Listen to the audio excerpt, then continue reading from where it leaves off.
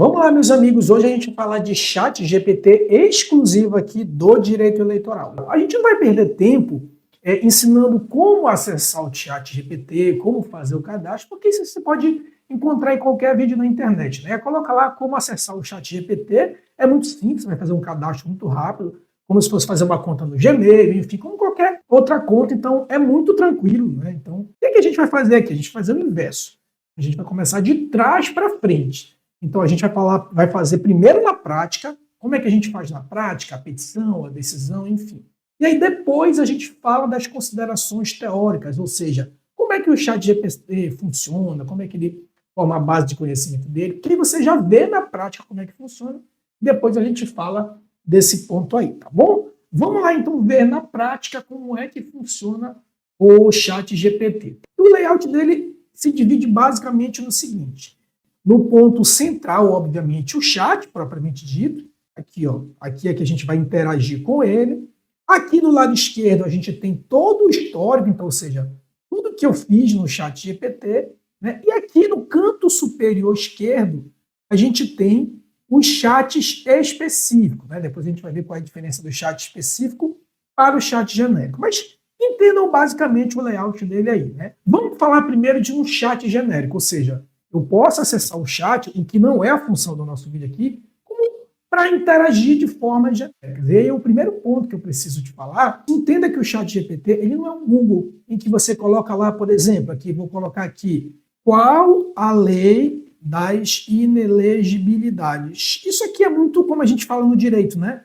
Isso é muito comezinho, né? Então você dá um comando, ele traz um comando geral. Isso aí você poderia muito bem encontrar no Google. O chat GPT ele tem uma função muito mais complexa, né? Já que ele é formado por meio de inteligência artificial, a ideia é que a gente realmente possa interagir com ele para que ele possa extrair questões muito mais complexas e construção, né? O professor Jorge Malmstein tem uma frase que ele diz um negócio bem interessante, que ele diz que o chat GPT, diferente do Google, ele não olha para trás, ele olha para frente. Ou seja, a ideia é que a gente construa coisas novas, tá? Mas vamos ver na prática, né? Vou fazer aqui uma contestação na prática. Vou colocar um vídeo aqui, um vídeo de um caso real, e aí é legal porque esse caso já transitou em julgado lá no TSE, então a gente não vai ter nenhum problema quanto à análise do caso, porque ele já transitou em julgado. Pronto, está aqui. Esse vídeo foi um caso em que o TSE julgou, em que a questão jurídica era propaganda eleitoral antecipada. A gente sabe que lá pelo artigo 36A da Lei 904,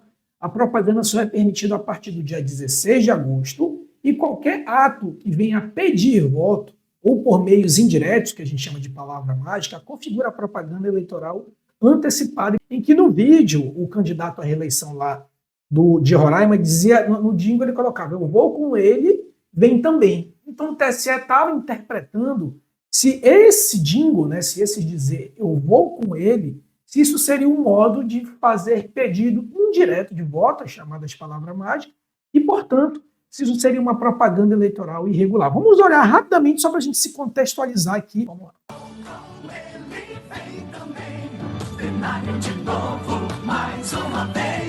Pronto, esse era o caso, né? Então essa foi, vamos dizer assim, o objeto da controvérsia. Agora, vamos utilizar esse caso para a gente fazer de modo didático. Se eu utilizar esse chat genérico, é o chatzão comum, ele não vai me trazer tantas respostas proveitosas como um chat específico, que a gente chama de chat personalizado. Ou seja, a pessoa, quando ela tem uma base de conhecimento, jurisprudência do TSE, teses prontas, como eu tenho, eu posso construir um chat específico, né? Não tem até aquela brincadeira, construir um chat para chamar de meu. Bem, vamos falar aqui do Pérgamo Eleitoral. Tem um chat específico, ou seja, ele já está treinado para falar sobre direito eleitoral e construção de petições. Então, a partir desse caso, vamos fazer uma contestação aqui?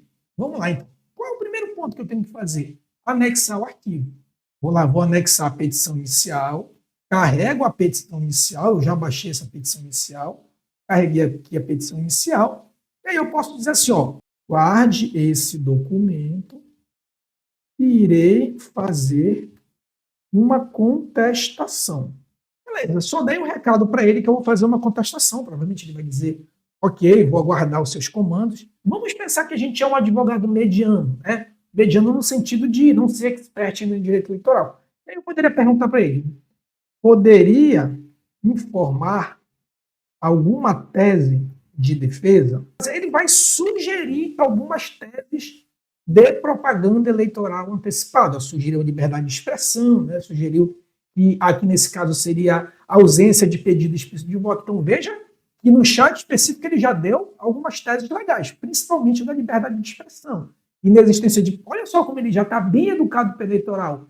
Inexistência de prova de prévio conhecimento, caráter informativo da publicação, falta de violação. Aí eu vou lá e posso dar o seguinte comando. Bem, eu gostei, nesse caso aqui, eu gostei das teses. Então, faça uma defesa utilizando as citadas teses. Por favor, insira jurisprudência citando o número do processo do TSE.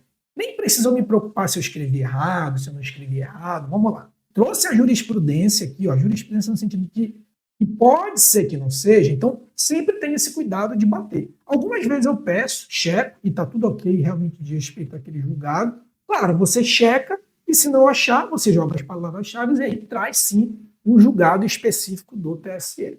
Como é que a gente pode melhorar isso, né? Ele trouxe aqui uma contestação, que eu já acho que é uma contestação nota 6, 7.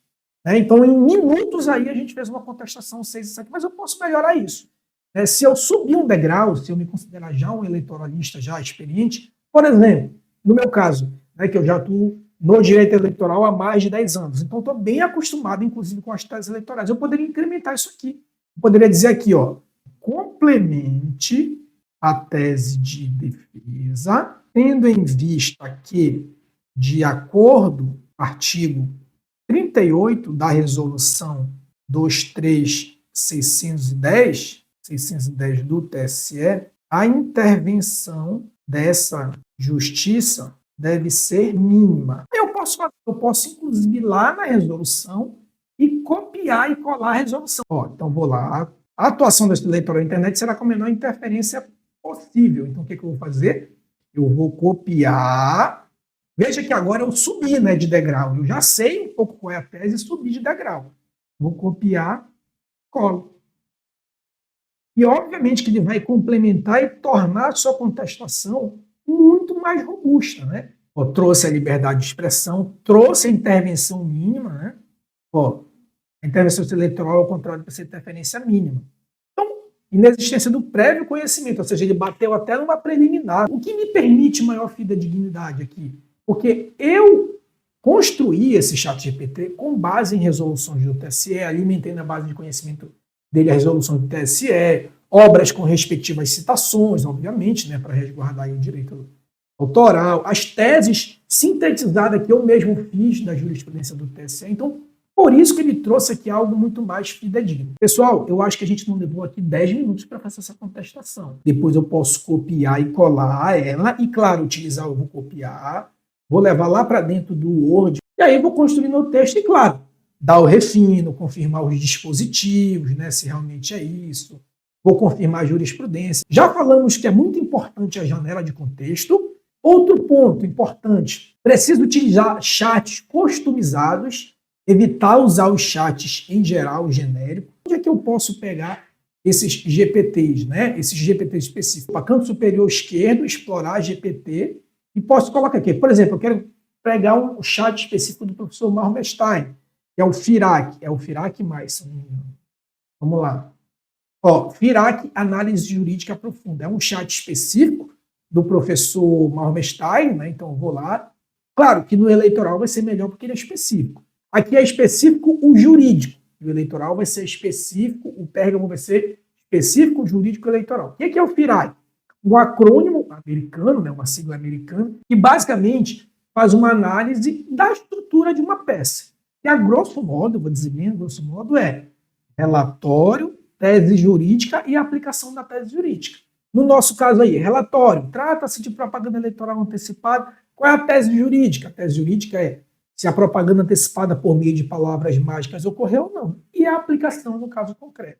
A questão central aqui do ChatGPT, qual é a questão central? Primeiro, qualidade dos inputs, ou seja, os comandos que eu vou dar, e esses comandos é tanto melhor quanto mais eu conhecer a matéria, então o que eu posso fazer? Ou eu não conheço a matéria e peço sugestão, e aí você vai ter uma petição nota 6, 7, e eu conheço a matéria, peço sugestão e ainda dou inputs, né? Sei que no 38 fala de intervenção mínima, sei que o 36A fala que eu posso fazer alguns atos antecipados sem que isso necessariamente seja propaganda antecipada, sei que uma preliminar tem que demonstrar o prévio conhecimento, sei os limites lá do artigo 17 da 23608 sobre os requisitos da inicial. Então, vai ser tanto melhor quanto você conhecer o direito eleitoral, tá? Vou deixar o link aqui do GPT aqui na descrição. Por enquanto, eu estou desenvolvendo lá com meus alunos da oficina de direito eleitoral. Se quiser ter acesso ao chat completo, o link vai ficar aqui na oficina de direito eleitoral, e nessa oficina